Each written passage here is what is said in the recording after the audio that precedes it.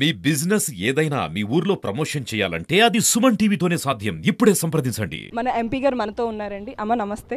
యాక్చువల్‌గా double engine కాదు, triple engine సర్కార్‌తో మనం ముందుకు వెళ్తున్నాం కదా! ఎటువంటి ప్లాన్ ఆఫ్ యాక్షన్ జరుగుతుంది? మీరు చెప్పిన మాట చాలా చాలా వాస్తవం అండి. ట్రిపుల్ ఇంజిన్ సర్కార్ అంటే ఇక్కడ స్థానికంగా ఉన్నటువంటి ఎమ్మెల్యే కూటమికి సంబంధించినటువంటి వారు, అదేవిధంగా ఎంపీగా నేను ఉన్నటువంటి సందర్భంలో ఎన్డీఏ కూటమిలో అభ్యర్థిని, అదేవిధంగా పైన కేంద్రంలో కూడా ఎన్డీఏ కూటమి అధికారంలో ఉన్నటువంటి సందర్భంలో వనరులు తీసుకుని వచ్చి ఇక్కడ రాజమహేంద్రవరాన్ని ఒక అద్భుతమైనటువంటి టూరిస్ట్ ప్లేస్గా కావచ్చు, లేకపోతే ఒక కల్చరల్ ప్లేస్గా కావచ్చు, ఏ విధంగా డెవలప్ చేసుకోవాలి అనేటువంటి విషయం మీద కలెక్టర్ గారు ప్రశాంతి గారితో, అదేవిధంగా కమిషనర్ గారు దినేష్ గారితో కూడా ఇవాళ చర్చించడం జరిగింది.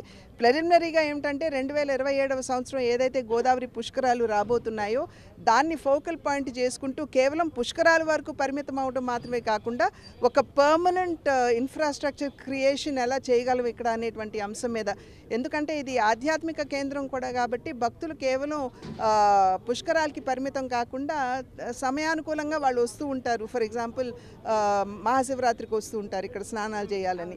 కనుక వాటన్నిటిని దృష్టిలో పెట్టుకుని ఒక పర్మనెంట్ ఇన్ఫ్రాస్ట్రక్చర్ ఎలా క్రియేట్ చేయాలి, శుచి శుభ్రత అన్నిటిని దృష్టిలో పెట్టుకోవాలి, నది పరిరక్షణ దృష్టిలో పెట్టుకోవాలి, ఘాట్ల డెవలప్మెంట్ దృష్టిలో పెట్టుకోవాలి, ట్రాఫిక్ మేనేజ్మెంట్ దృష్టిలో పెట్టుకోవాలి, పార్కింగ్ ఎక్కడ ఉండాలనేది ఈ అంశం మీద దృష్టి కేంద్రీకరించాలి. కనుక వీటన్నిటి మీద కూడా ఇవాళ సమగ్రమైనటువంటి డిస్కషన్ జరిగింది. 6 నెలల్లో ఒక పర్మనెంట్ డిపిఆర్ తోటి కలెక్టర్ గారు వస్తారు.